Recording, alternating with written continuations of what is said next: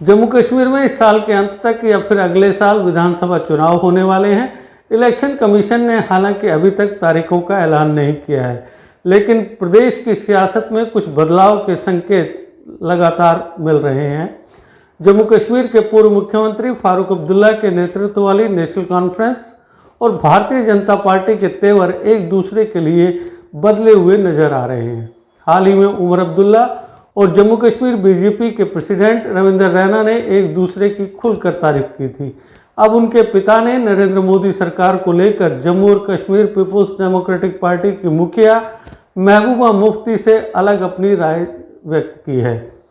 रघुपति राघव राजाराम गीत को सांप्रदायिक करार देते हुए महबूबा मुफ्ती ने कहा था कि केंद्र सरकार कश्मीर में अधिकारों को छीनने के बाद अब हिंदुत्व का एजेंडा थोप रही है। वहीं इस मामले पर फारूक अब्दुल्ला की अलग राय है। उन्होंने पूछा है कि आखिर भजन गाने में गलत क्या है।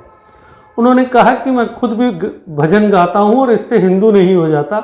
उन्होंने कहा कि भारत एक धर्मनिरपेक्ष देश है और यहाँ कोई हिंदू अजमेर दरगाह जाने से मुसलमान नहीं हो जाता। आपको बता दें कि स्कूलों में महात्मा गांधी की 153वीं जयंती से पहले इस गीत को गाने का ऑर्डर दिया गया है। ये गीत महात्मा गांधी अक्सर गुनगुनाते थे और उनकी सभाओं में भी ये गाया जाता था। ईश्वर अल्लाह तेरो नाम जैसी इसकी पंक्तियों को सांप्रदायिक एकता के लिए अहम माना जाता रहा है।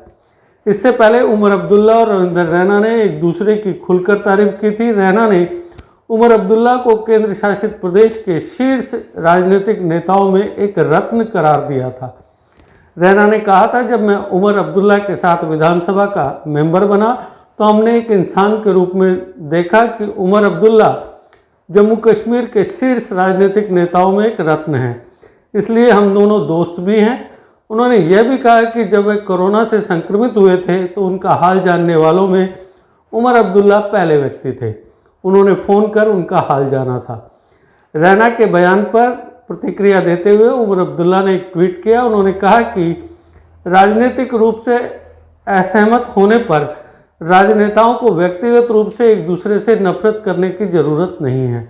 उन्होंने सिलसिलेवार ट्वीट्स में कहा कि राजनीति विभाजन और नफरत के बारे में क्यों है। राजनीति यह कहाँ कहती है कि राजनीतिक रूप से असहमत होने के लिए हमें व्यक्तिगत रूप से एक दूसरे से नफरत करनी होगी। मेरे राजनीतिक विरोधी हैं, मेरे दुश्मन नहीं हैं। उन्होंने कहा, मैं रविंदर रैना के इन शब्दों के लिए आभारी हूं। मुझे खुशी है कि ये शब्द हमें एक दूसरे का विरोध करने से नहीं रोकेंगे। पहले रविंदर रैना और उमर अब्दुल्ला की एक दूसरे की तारीफ और अब मोदी सरकार को लेकर महबूबा के स्टैंड से अलग फारूक अब्दुल्ला के बयान से जम्मू कश्मीर की सियासत को लेकर नए संकेत दिख रहे हैं। आगामी लोकसभा और विधानसभा चुनाव से पहले दोनों दल गठबंधन कर सियासी पंडितों को चौंका सकते हैं।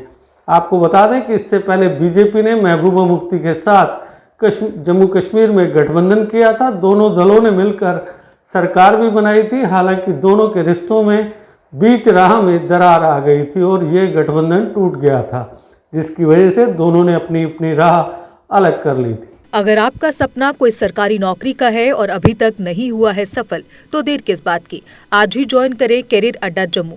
जम्मू कश्मीर का एक ऐसा इंस्टीट्यूट जो बच्चों के उज्जवल भविष्य के लिए लगातार फ्री कोचिंग मुहैया करवा रहे हैं। JKSSB, panchayat secretary, SSC, banking और अन्य गवर्नमेंट जॉब एग्जाम्स के लिए हर सोमवार को नए बैचेस शुरू होते हैं। पिछले 4 साल में लगभग 2000 से ज्यादा बच्चे अपने सपनों को पूरा कर चुके हैं। अगर आपका भी सपना है सरकारी नौकरी का, तो हमारा पता है career Adda Jammu, Gurudwara road, opposite doctor Dara Singh clinic, Rehari Chungi, Jammu.